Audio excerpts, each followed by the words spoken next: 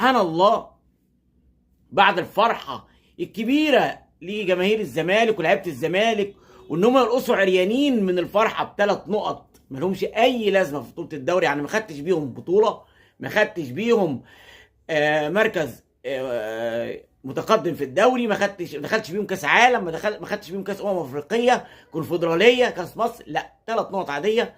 احتفلت احتفال هستيري، احتفل.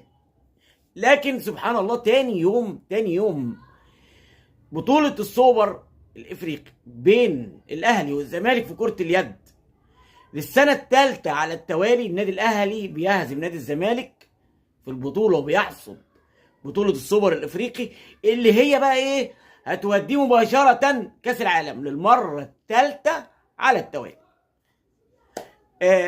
مفيش كلام يتقال غير